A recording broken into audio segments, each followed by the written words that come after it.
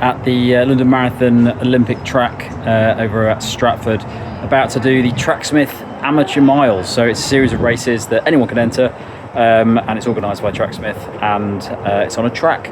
So I've run on a track quite a lot in my life, but I'd never actually done a mile race before. I've recently done a mile in a park, an event, and I got 5 minutes 20. I've never done it on a track. It's quite windy, which I'm not very happy about. I was really hoping it was going to be perfect conditions today, so I could see if I could do faster on the track than I did on my previous mile. So a bit worried about that. It's also quite warm, despite the wind. So I'm going to be testing out the Nike Vaporfly Force today. I've said in the review video that I think it would be really good for short distance events. This is a pretty short distance event, so I'm going to give them a go over the mile and see how they feel. I'm also using the Tracksmith Session Shorts, which I haven't tried yet, so it's a perfect day for it. So I'm going to give them a go. Right, I'm going to go and head off and watch some of these races now, and give you a full overview of how the shoes performed and if I managed to break that 5:20 mark. See you in a bit.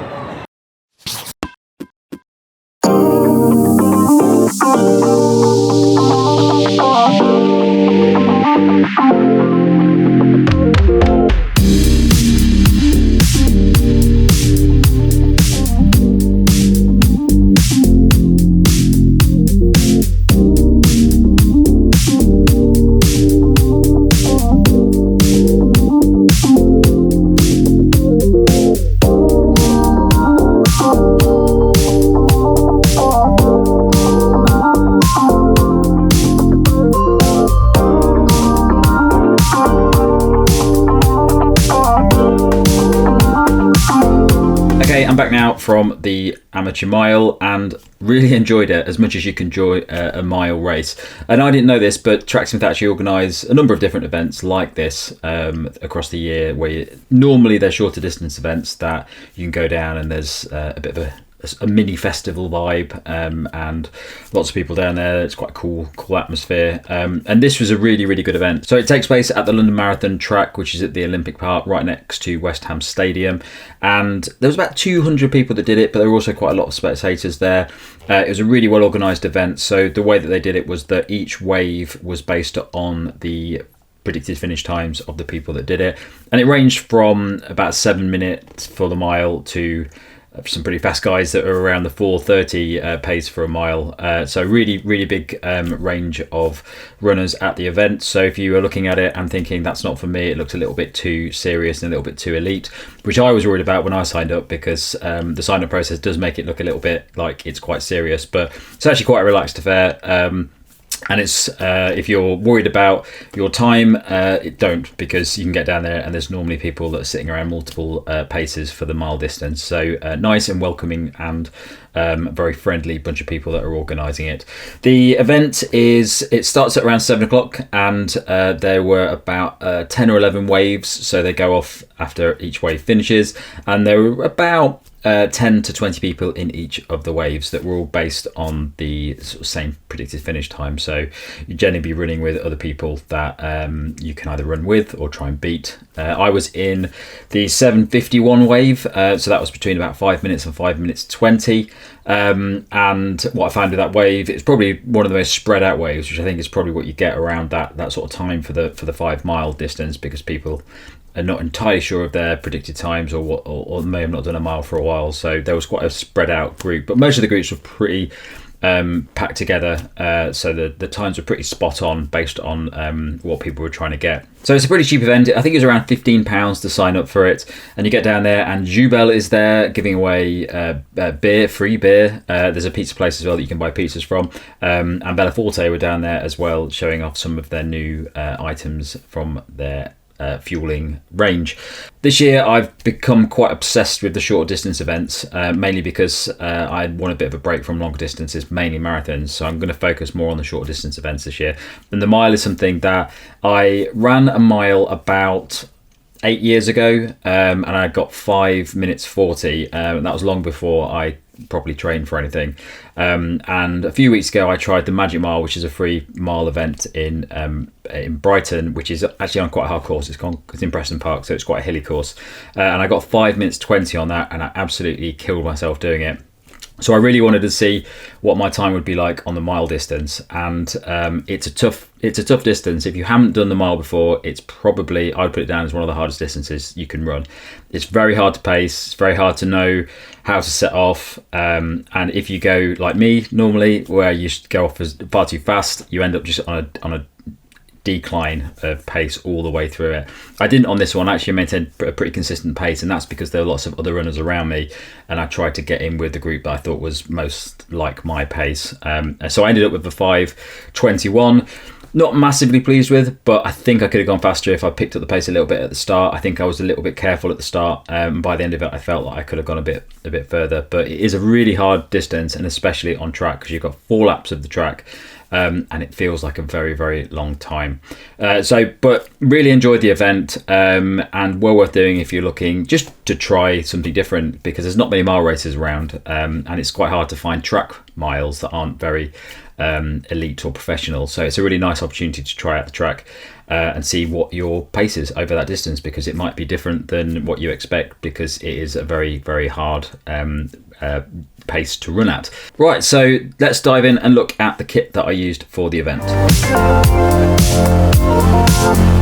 So the main thing that I used for the Tracksmith Amateur Mile was the Vaporfly 4s. Now, I talked about these in the review video where I said that for me, I wouldn't use these for longer distances. They seem a little bit too lean for me. There's a smaller stack on these shoes than some of the previous versions and most other carbon plate shoes out at the moment that people are racing in.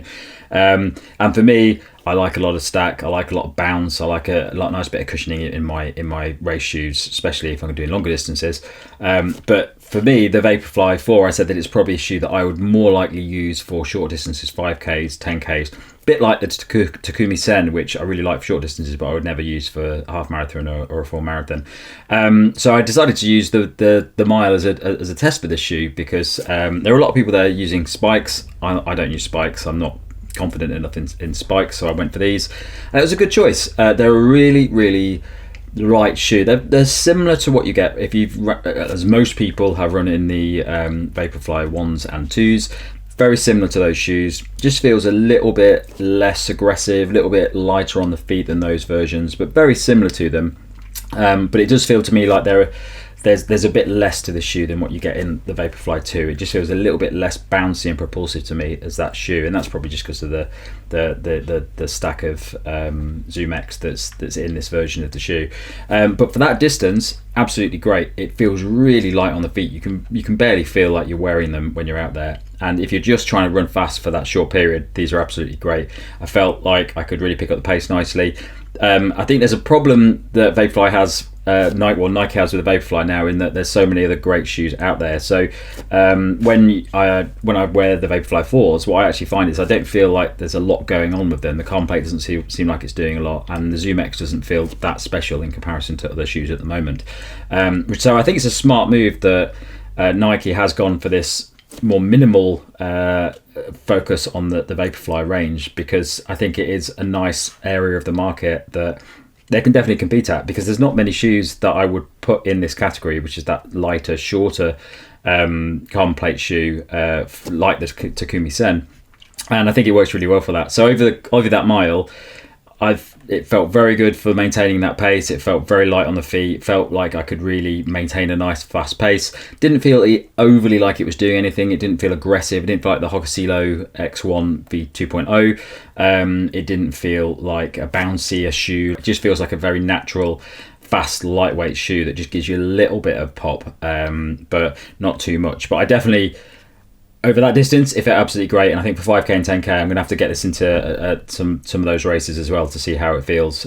But yeah, definitely a shoe that I would firmly say sits in that shorter distance market, and I'm glad I went for this on that race. Although I think I would have probably slightly preferred the Hoka Silo X1 2.0, just because I like the rolling action of that, and I like the bounce of that midsole a little bit more than this, because I don't feel I get loads from this, but it does feel fast, and it does feel a little bit more natural than that shoe.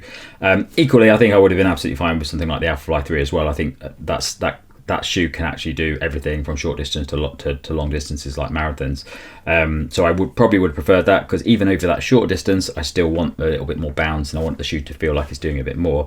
But this is I don't think I would have made a massive difference to my time in any of those shoes. So I think this is a good option for that. And yeah, I think it's a more niche shoe now than what existed in the previous versions, especially the 2, and it definitely feels a lot less on the feet than the 3, and definitely a little bit less soft than that shoe as well. But was impressed with it over that mile, and yeah, have no issues at all with that over that distance. So yeah, Vaporfly 4, very pleased with that. The other thing I tested was the Tracksmith session shorts. Now they're in the wash now, and I can't show them to you, but they're really nice, really comfortable, solid shorts. They're a bit more conventional feeling. They're a bit more relaxed. They're not really like Source shorts, which feel very, very thin. They're very much designed for complete lightweight, a lightweight feel. These are a little bit more than that. They feel a little bit more comfortable, a little bit stretchier, and a little bit more general comfort than overall performance. So absolutely fine for that distance, and I think for any distance they would be fine, but I'd still probably go for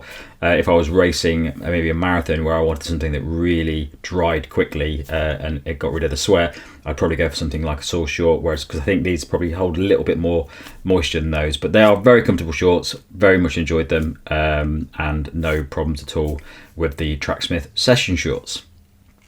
So that's it on the Tracksmith Amateur Mile. Well worth a look if you live in the UK. I'm assuming they probably do them in America as well, where Tracksmith is from. But a really, really well put together event, really nicely organised. There was photographers there. Big up to Jerry's son who was taking photos there.